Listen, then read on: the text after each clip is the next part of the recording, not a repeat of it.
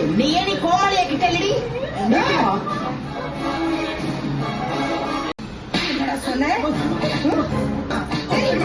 போய் சொல்லாதடா அவளை காப்பாத்த நீ போய் சொல்றியா?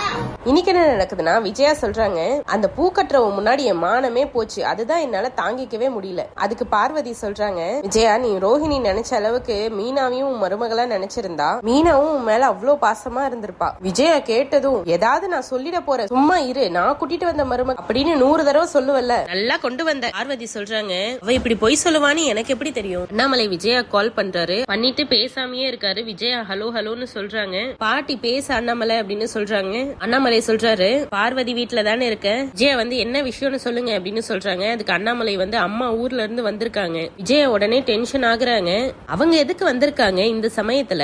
அண்ணாமலை வந்து நான் தான் போய் கூட்டிட்டு வந்தேன், எல்லாத்தையும் பேசி தீக்க வேணாமா, அப்படியே விட்டுறதா, எல்லாம் தலைக்கு மேல போயிருச்சு, நீயும் அங்க போய் உட்காந்துக்கிட்ட, அப்புறம் யார் இதெல்லாம் பேசி தீக்குறது? வீட்டுக்கு கிளம்பி வா, அம்மா உன்னை வர சொன்னாங்க. அதுக்கு விஜயா சொல்றாங்க, நான் வீட்டுக்கு வர்றத பத்தி எனக்கு ஒண்ணும் இல்ல, அவ அங்க இருக்காளா? அண்ணாமலை யாரு அப்படின்னு கேக்குறாங்க. விஜயா அதுக்கு அதான் ஏமாத்தினாலே ஒருத்தி அப்படின்னு கேக்குறாங்க. அண்ணாமலை வந்து ரோஹிணியா, மனோஜ் போன் பண்ணி கூப்பிட்டு இருக்கான், வந்துட்டு இருக்கா. அவன் இப்ப கண்டிஷன் போடுறாங்க, அவ மேல இருக்க கோவத்துல அவளை பார்த்தேன், நான் அவளை என்ன வேணா செய்வேன், அத உங்க அம்மா தடுக்க கூடாது, இந்த ரோஹிணிக்கு நான் தான் மாமியார், யாரும் தடுக்க கூடாது, ஆனா உனக்கு மாமியார் எங்க அம்மா தான், அது உனக்கு ஞாபகம் இருக்குல்ல அப்படின்னு அண்ணாமலை கேக்குறாரு. பேசி முடிச்சுட்டாங்க. இப்ப பார்வதி கேக்குறாங்க, என்ன விஜயா உங்க மாமியார வந்து இறக்கிட்டாங்க போல இருக்கு? அதுக்கு விஜயா சொல்றாங்க, ஆமா ஆமா, அந்த முத்து பையன் வேலையா தான் இருக்கும், அவனுக்கு தான் இந்த மாதிரி ஐடியா எல்லாம் வரும். பார்வதி கரெக்ட் தானே அப்படின்னு சொல்றாங்க. உடனே விஜயா கோவப்படுறாங்க, என்ன கரெக்ட் தானே, குடும்பத்துல எதான்னா போதும் உடனே மூக்க நுழைச்சிருவாங்க, இவ்வளவு வயசாகியும் உங்களுக்கு மாமியார்ன்றது மட்டும் போல, கிளம்புறேன்னு சொல்லி கிளம்புறாங்க. அப்புறம் பார்வதி வந்து பார்த்து நடந்துக்க, அது நீ கொண்டு வந்த மருமக.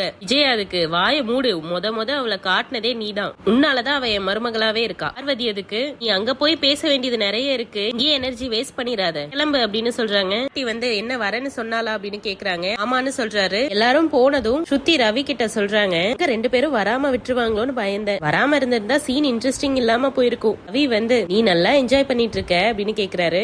சொல்றாங்க, இந்த மாதிரி டிராமா எல்லாம் இருந்தாதான் லைஃப் இன்ட்ரெஸ்டிங்கா இருக்கும், இதுக்கப்புறம் ரோஹிணிய உங்க அம்மா எப்படி ட்ரீட் பண்றாங்கன்றத பாக்கணும், அதுக்குதான் வெயிட் பண்றேன் அப்படின்னு சொல்லிட்டு போறாங்க. இங்க கட் பண்ணா 2 பேரும் ஒரே டைமிங்ல ஃபாஸ்டா வராங்க. கரெக்டா 2 பேரும் கீழே இறங்குறாங்க, முறைச்சுக்கிட்டே இருக்காங்க. விஜயா இனி சிரிக்கிறாங்க. அதுக்கு விஜயா திரும்பிக்கிறாங்க. ஆட்டோக்காரருக்கு 200 கொடுக்குறாங்க. ஆட்டோக்காரர் சேஞ்ச் இல்லன்னு சொல்றாரு. உடனே ரோஹிணி எடுத்துட்டு வராங்க. ஆண்டி என்கிட்ட சேஞ்ச் இருக்கு, இருங்க நான் கொடுக்கறேன் அப்படின்னு சொல்றாங்க. இதுக்குள்ள விஜயா வந்து அந்த 200 ரூபாய் நீங்களே வச்சுக்கோங்க அப்படின்னு கொடுத்துட்டு போயிடுறாங்க. இங்க வீட்டுல வந்து முத்து பாட்டி கிட்ட, சாப்பிட என்ன பாட்டி வேணும், கறி வேணுமா மீன் வேணுமா? பாட்டி எதுக்கு, நானே அவங்க 2 பேரும் வரலையேன்னு பாத்துட்டு இருக்கேன், நீ வேற ஏண்டா அப்படின்னு சொல்றாங்க. முத்து அதுக்கு, பாட்டி நீ சொல்லி வராம இருப்பாங்களா, நீ வந்துட்டேன்னு தெரிஞ்ச உடனே அம்மாக்கு அங்க நடுங்க ஆரம்பிச்சிருக்கும், நடுங்கிட்டே வருவாங்க பாரு என்ன சொல்றாங்க. ரோஹிணியும் வரேன்னு சொன்னாங்க பாட்டி, வந்துருவாங்க. முத்தியப்போ 2 பேர்ல யாரு ஃபர்ஸ்ட் வருவா அப்படின்னு கேக்குறாங்க. முத்து சொல்றாரு, யாரு ஃபர்ஸ்ட் வரான்ற போட்டியா நடந்துட்டு இருக்கு, ஆனா ஒண்ணு, இவ்ளோ ஆனதுக்கு அப்புறம் அம்மா வந்து பார்லர் அம்மாவோட கனெக்ஷனை அப்படியே கட் பண்ணிருவாங்க, இதுக்கு மேல 2 பேரும் ஒன்னா வந்து சொல்லிட்டு இருக்காரு. பார்த்தா விஜயாவும் ரோஹிணியும் ஒரே டைம்ல வந்து நிக்கிறாங்க.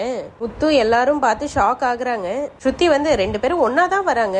அதுக்கு முத்து, ஐயோ பாட்டி, அப்போ உனக்கு வேலை இல்ல போலயே, 2 பேரும் சமாதானம் ஆயிட்டாங்களே, நீ வேற ஊர்ல இருந்து வந்துட்ட, இவங்க 2 பேரும் பஞ்சாயத்து பண்ணாமலே ராசி ஆயிட்டாங்க. விஜயா வந்ததும், நீ வாயை மூடிட்டு இருக்கியா, அதெல்லாம் ஒண்ணும் இல்ல, இங்க எப்பத்த வந்தீங்க அப்படின்னு கேக்குறாங்க. அதுக்கு பாட்டி வந்து, வாங்க எப்படி இருக்கீங்க அப்படின்னு கேட்டதுக்கு அப்புறம் தான் எல்லாத்தையும் கேட்கணும், ஆனா நீ எடுத்தது எதுக்கு வந்தீங்கன்னு கேக்குற மாதிரி இருக்கு, இவ்வளவு வயசாகுது, இதெல்லாம் கூட நான் தான் உனக்கு சொல்லி கொடுக்க வேண்டியதா இருக்கு, உட்காரு அப்படின்னு சொல்லி உட்கார வைக்கிறாங்க. ரோஹிணி வெளியவே நின்னுட்டு இருக்காங்க. மனோஜ் ரூம்ல இருந்து வந்து, அம்மா வாங்கம்மா, ஏமா வராமையே விட்டுட்டீங்க? அண்ணாமலை வந்து, மனோஜ் உள்ள வர சொல்லு அப்படின்னு சொல்லி ரோஹிணி நிக்கிறத காட்டுறாரு. ஆனா விஜயா முறைக்கிறாங்க மனோஜ பார்த்து. ரோஹிணி பார்த்துட்டும் மனோஜ் அப்படியே நிக்கிறாரு. பாட்டி வந்து, என்னடா உன் பொண்டாட்டி உள்ள கூப்பிட சொன்னா நீ அவளை பாக்குற? முத்து சொல்றாரு, அது இல்ல பாட்டி, அந்த டியூப் லைட்டுக்கு அம்மா தான் சுவிட்ச், இவங்க சொன்னாதான் அது எரியும் அப்படின்னு சொல்றாரு. பாட்டி வந்து, அவளை உள்ள வர சொல்லு மனோஜ் அப்படின்னு சொல்றாங்க.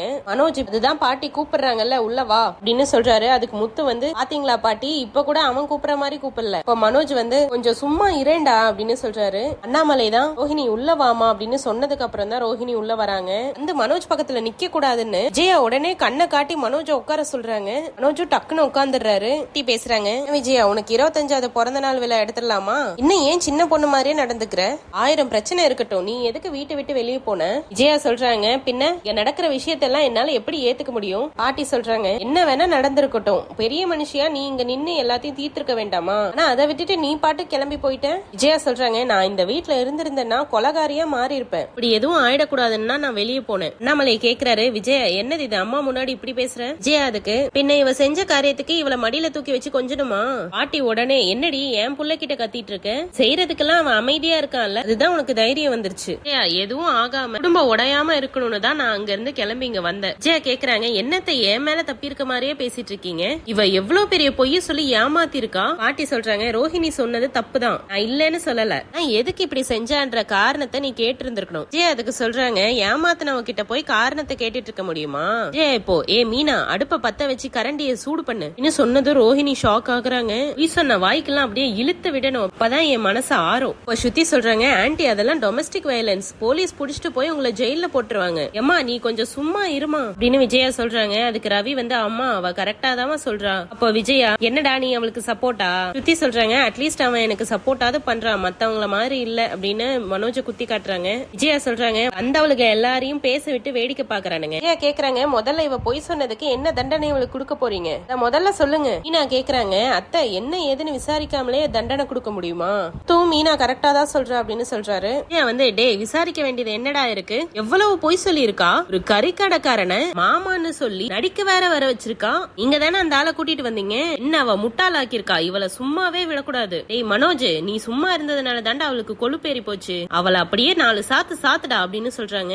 அவி வந்து, என்னமா நீங்க அவனை அடிக்க சொல்றீங்க அப்படின்னு கேக்குறாரு. விஜய் வந்து, டே நீ சும்மா இருடா மனோஜ், நீ அவளை 2 அடி போடு, அப்பதாண்டா என் மனசே ஆறும், இவளை நீ அடிச்சாதாண்டா புத்தியே வரும், புத்தி வந்து அப்புறம் நீங்களும் ஜெயிலுக்கு போகணும் அப்படின்னு சொல்றாங்க. விஜயா வந்து, ஏய் நீ என்ன ஜெயிலு போலீஸ் எல்லாம் மிரட்டிட்டு இருக்க, இவளெல்லாம் ஜெயிலுக்கு போனா கூட தப்பே இல்ல, மனோஜ் நீ அவளை அடிக்க போறியா இல்லையாடா? பாட்டி வந்து, அடியை உட்காரு, இங்க ஒருத்தி இருக்கேன்ல. விஜயா வந்து, டேய் நீ அடிக்க மாட்டல, சரி விடு, இவளை நம்பி அதிகமா ஏமாந்தது நான் தான், இவளை இந்த வீட்டுக்கு கூட்டிட்டு வந்தது நான் தான், நானே அவளை 2 சாத்து சாத்துறேன்னு போய் பலார்னு அரையறாங்க கண்ணத்திலேயே. அதுக்கப்புறம் மாறி மாறி அடிக்கிறாங்க. போடி வெக்கம் கெட்டவளே, திரும்ப எந்த தைரியத்துல நீ இந்த வீட்டுக்குள்ள வந்த, என்னையே நீ கோமாளி ஆக்கிட்டலடி அப்படின்னு திருப்பி ஐயா ஓங்குறாங்க அடிக்க. மனோஜ் நிறுத்துங்கம்மா அப்படின்னு சொல்றாரு. குடும்பமே ஷாக் ஆகி மனோஜ பாக்குறாங்க. விஜயா என்னடா அப்படின்னு கேக்குறாங்க. மனோஜ் அவளை அடிக்காதீங்க. விஜயா வந்து, டே அவ நம்மள நம்ப வச்சு ஏமாத்திருக்காடா, நீயும் கண்டிக்க மாட்டேன், நான் அடிக்க போனா அதையும் வேண்டான்னு சொல்றேன். மனோஜ் சொல்றாரு, நீங்க தண்டனை கொடுக்கணும்னா எனக்கும் சேர்த்தி தான் கொடுக்கணும், எனக்கு ஏற்கனவே இந்த விஷயம் எல்லாம் தெரியும் அப்படின்னு சொல்றாரு. எல்லாரும் ஷாக் ஆகுறாங்க.